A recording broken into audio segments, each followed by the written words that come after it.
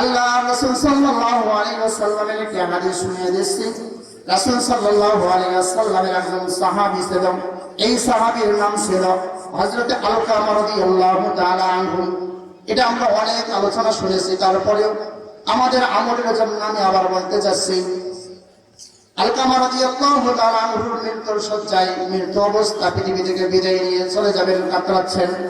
আলকামা রাদিয়াল্লাহু তাআলা আনহুর স্ত্রী আল্লাহ রাসূলের দরবারে চলে গেছেন, গিয়ে বলছেন, ইয়া রাসূলুল্লাহি ইয়া হাবিবাল্লাহ, আপনার সাহাবী আলকামা মৃত্যুর শয্যায় কথা বলতে পারছেন না, কিন্তু কালিমাও তো তার মুখের মধ্যে আসতেছে না।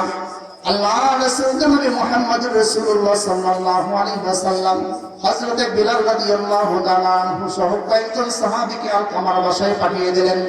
যাও যাও, আলকামার কি অবস্থা, তাকে কালিমার তালকিন দাও। সাহাবীরা আলকামা রাদিয়াল্লাহু তাআলা আনহুর বাসার মধ্যে চলে গেলেন। তারা গিয়ে দেখছেন আলকামা রাদিয়াল্লাহু তাআলা আনহুর অবস্থা তেমনটা ভালো না, জিহ্বাটা জড়সড় হয়ে গেছে। তাকে বারবার বলছে কালিমা পড়ো, কিন্তু কালিমা মুখে আসতেছে না। আল্লাহু আকবার। মৃত্যুর সময় যে ব্যক্তির কালিমা নসিব হবে না, বুঝতে হবে ওই ব্যক্তি ঈমান হারা হয়ে মৃত্যুবরণ করেছে। আল্লাহ রাসূল সাল্লাল্লাহু আলাইহি ওয়াসাল্লামের দরবারে সাহাবীরা ফিরে গেলেন, যে বলতেছেন, ইয়া রাসূলুল্লাহ, ইয়া হাবিবাল্লাহ, আপনার সাহাবী আলকামা কোনোভাবেই কালিমা মুখের মধ্যে, জবানের মধ্যে আসতেছে না। বলছে, তার মা কি জীবিত আছে, বাবা কি জীবিত আছে, খোঁজ নিয়ে দেখো। বলছেন, না, মা জীবিত আছেন, বাবা তো মৃত্যুবরণ করেছেন। যাও যাও, বৃদ্ধ মাকে আমার খবর দাও, সালাম জানিয়ে দাও, আমার দরবারে নিয়ে আসো।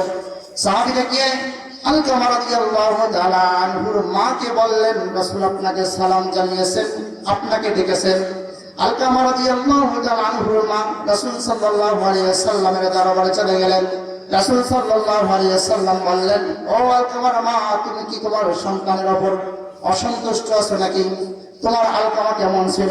আলকামা রাদিয়াল্লাহু তাআলা আনহুর মা বলছেন, ইয়া রাসূলুল্লাহ, ইয়া হাবিবাল্লাহ, আমার সন্তানের কোনো সমস্যা নেই। আমার সন্তান ৫ ওয়াক্ত নামাজ আদায় করে, রোজাও করে, আপনার সকল কথাগুলো শুনে, কিন্তু আমি আলকামার সঙ্গে একটু মন খারাপ করেছি। কারণটা হলো, আমার মন খারাপের কারণ হলো আমার ওপর তার স্ত্রীকে প্রাধান্য দিত। কি করত? মায়ের ওপর স্ত্রীকে প্রাধান্য দিত। বলছেন, এই নিয়ে আমার মন মালিন্য আছে, আমি তার উপর একটু মন খারাপ আছে। আল্লাহ রাসূল জনাবে মুহাম্মদুর রাসূলুল্লাহ সাল্লাল্লাহু আলাইহি ওয়াসাল্লাম বলছেন, তোমার সন্তানকে মাফ করে দাও, না হলে ঈমান হারা হয়ে মৃত্যুবরণ করবে। আল্লাহ রাসূল সাল্লাল্লাহু আলাইহি ওয়াসাল্লামকে মা বললেন, না না, আমি মাফ করতে পারি না। আল্লাহ রাসূল জনাবে মুহাম্মদুর রাসূলুল্লাহ সাল্লাল্লাহু আলাইহি ওয়াসাল্লাম সাহাবীদেরকে বললেন, যাও তোমরা লাকড়ি সংগ্রহ করো, আমরা যেটাকে বলি খড়ি, এগুলো সংগ্রহ করে আগুন লাগায় দাও, আলকামাকে পুড়িয়ে ফেলো। আলকামার মা শুনে অস্থির হয়ে গেলেন, আমার সন্তানকে কিভাবে আমি নিজে আগুনে পোড়ানো দেখতে পারি? আমার অস্থির, আমি সহ্য করতে পারবো না। পৃথিবীর কোনো মা নেই সন্তান যদি আগুনে পড়ে মৃত্যুবরণ করে সহ্য করতে পারে। কি বলেন? আলকামার মা বলছেন, ইয়া রাসূলুল্লাহ, আপনি কেমন কথা বলছেন?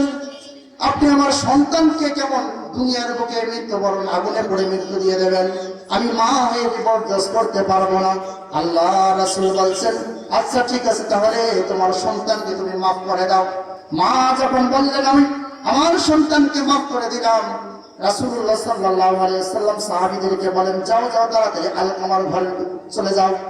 সাহাবীরা দৌড়ে গেলেন, দরজা পর্যন্ত যখন চলে গেলেন, দেখলেন আলকামার জবানে আল্লাহ রাব্বুল আলামিন সঙ্গে সঙ্গে কালিমা জারি করে দিয়েছেন, লা ইলাহা ইল্লাল্লাহু মুহাম্মাদুর রাসূলুল্লাহ সাল্লাল্লাহু আলাইহি ওয়াসাল্লাম। আল্লাহর নবী বললেন, সঙ্গে সঙ্গে আলকামার জবানে কলমা শাহাদাত কালিমা জারি হয়ে গেল। আলকামা রাদিয়াল্লাহু তাআলা ঈমান নিয়ে সঙ্গে সঙ্গে মৃত্যুবরণ করলেন। আমাদের তো পিতামাতা আছে না নাই? পিতামাতার সঙ্গে এখন তাহলে কেমন আচরণ করবেন আপনারা বলেন দেখি? ভালো আচরণ করার প্রয়োজন আছে না নাই? আছে। দুনিয়ার সামান্য স্বার্থের জন্য পিতামাতার সঙ্গে লড়াই, যুদ্ধের মধ্যে লিপ্ত হবেন না। আপনার স্ত্রীর কথা শুনে আপনি পিতামাতার সঙ্গে খারাপ আচরণ করবেন।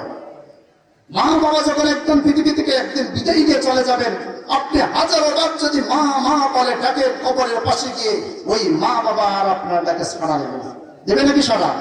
আর সাড়া দেবে না। আল্লাহ তাআলা আমাদেরকে আজকে এই সংক্ষিপ্ত আলোচনার উপর আমল করার তৌফিক দান করুন।